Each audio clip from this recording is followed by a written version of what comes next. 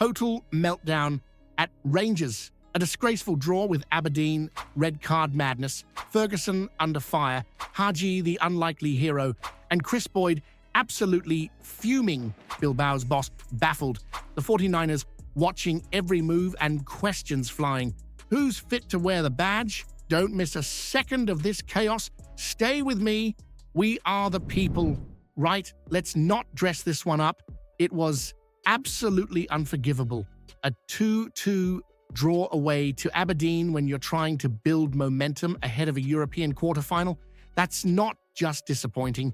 It's downright embarrassing. And I'll tell you this much. I switched the telly off when that third goal went in.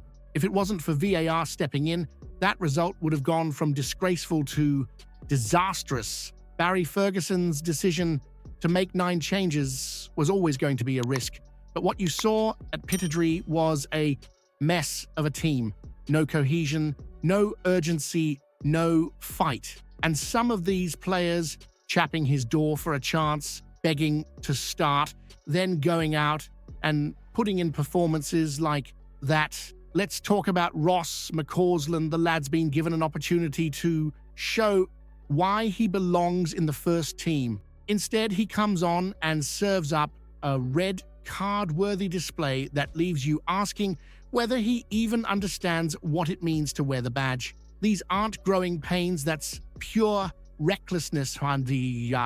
He had a chance to step up, and instead he let the side down in the worst possible way. Rafael Fernandes, his rare start lasted of 20 minutes before injury cut him down. No one's blaming him for that, but it did mean Tavernier had to come off the bench cold. Credit to the skipper for stepping in, but this kind of instability, this roulette of lineups, isn't going to win you trophies. Now, while all this chaos was unfolding, there was one man who tried to save the day, Ianis Haji. The same Ianis Haji who the club's apparently ready to let go for free in the summer. He dragged Rangers back into the match when others were hiding. Ferguson should be kissing his boots.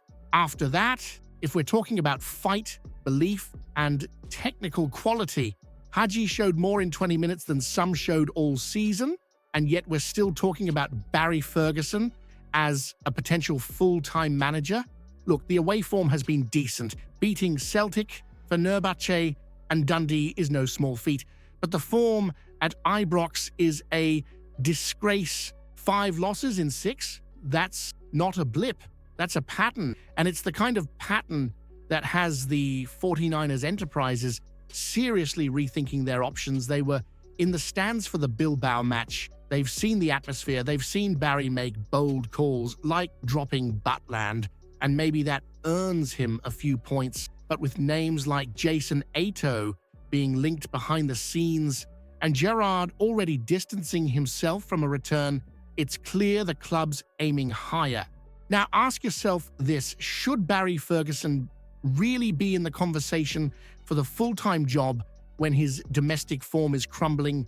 Or is it time Rangers stopped being sentimental and brought in a real leader to restore order at Ibrox? Well, if there were any doubts about how poor that first half performance against Aberdeen really was, Kris Boyd just blew the lid off it. Live on Sky Sports, Boyd absolutely ripped into the Rangers squad, and he didn't hold back, not one bit. After Barry Ferguson handed chances to fringe players to stake a claim, what you got was a shambles. 2-0 down at halftime, reduced to 10 men, and playing with all the urgency of a Sunday stroll through Buchanan Street. Matter. Boyd's words? Brutal, but honest. Some of them should never be seen again.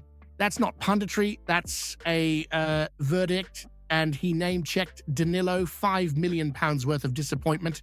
You've heard of value for money. This lad's giving you heartburn for free. He wasn't done there. Ross McCausland's red card was, in Boyd's eyes, naive at best and careless at worst. A young lad, yes, but at this level, you've got to know better. And after that sending off, any hope Rangers had of clawing it back was flushed down the drain. What really stung Nadrin Boyd's analysis was the accusation that Rangers lacked fight at a club where blood, sweat, and passion are non-negotiable. To see players go out and be passive, as he called it, is unforgivable, and he's right. Too many passengers, too many shrinking violets in a shirt that demands warriors. You've got the Europa League second leg just days away, and performances like that raise serious questions about who's even worthy of travelling. Now, here's the question to you. If a Rangers player can't show fight away at Pittodrie, do they deserve to wear the jersey again, or should they be cleared out in the summer without a second thought? Here's one that'll put a smug wee grin on your face. Athletic Bilbao's manager Ernesto Valverde is absolutely baffled by the criticism flying his way after his team failed to beat 10-man Rangers at Ibrox. Imagine that, a La Liga side full of flair, pace, and hype, and they couldn't break down Barry Ferguson's battling Rangers, who were down to 10 for the majority of the match after Robin Proper's red card. Valverde, the same one who used to manage Barcelona, is sitting scratching his head because folk back in Spain are tearing strips off him. He can't understand why drawing 0-0 with a side from the SPFL, even with a man advantage, is seen as a failure. Really? He says if they'd scored the penalty, it would have been a different story. If your auntie had wheels, she'd be a bike, wouldn't she? The fact is, Rangers dug in with 10 men, showed heart, discipline, and shut down a team that supposedly prides itself on attacking football. That's not failure from Bilbao, that's resilience from Rangers, and it's rattled them. Valverde even tried to compare it to losing the first leg against Roma, saying the draw at Ibrox was better. That's how much we got under their skin, and make no mistake, Ferguson will take that rage straight into the return leg in Spain.